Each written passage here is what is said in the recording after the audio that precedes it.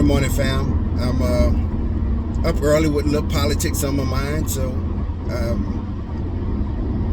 want to kind of touch a little bit on what is the role the federal government have and the misconception people have about its powers.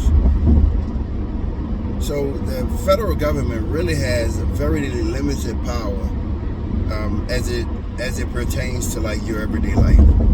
So their roles are limited to taxes. So they got the right to levy taxes on us.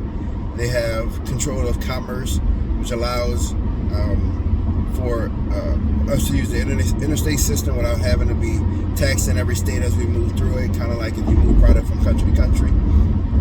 So that falls under the federal government power. Controlling and establishing the federal court systems. And the other one is, establish a military and declare war. And that's it.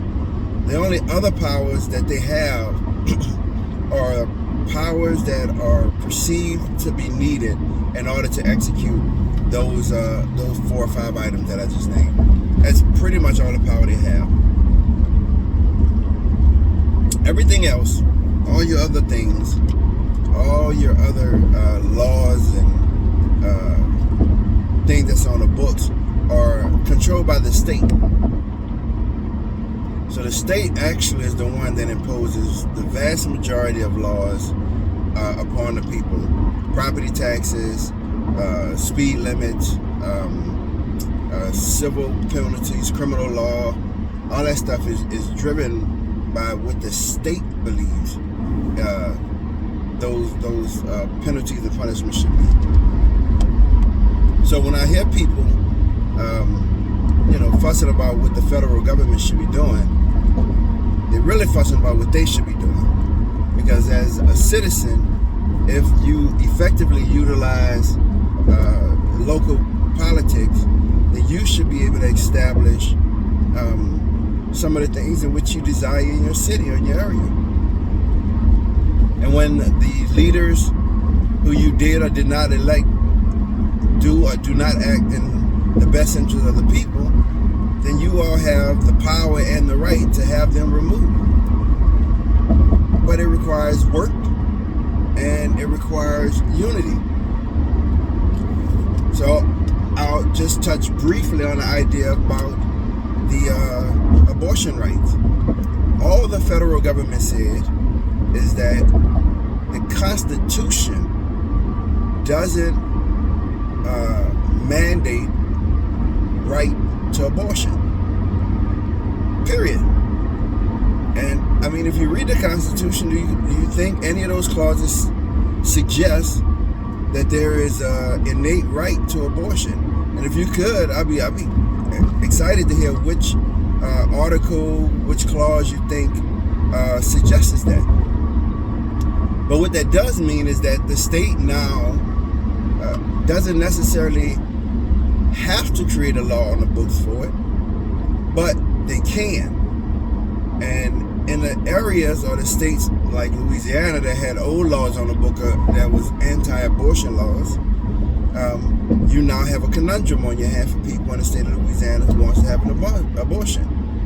But it gives power to the people, the very system that we are praised for having, the democratic system.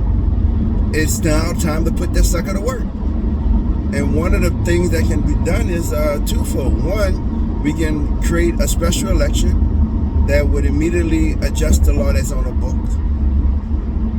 Or you can make sure that the representative and your vote goes towards the candidate that supports or not supports abortion rights. And that's the beauty of our system. And then finally, let's say you live in Louisiana and there are laws you no longer agree with. Let's say they keep this on the books and you are you don't agree with it, then you have the right to move, much like the people are fleeing California from all the excess cost of living. This is the beauty of having 50 states. That's the size of many countries across this many land, this large area. So choose wisely, exercise your power, unify and unite under a common cause, and be the change that you want to see. But I tell you, it ain't easy.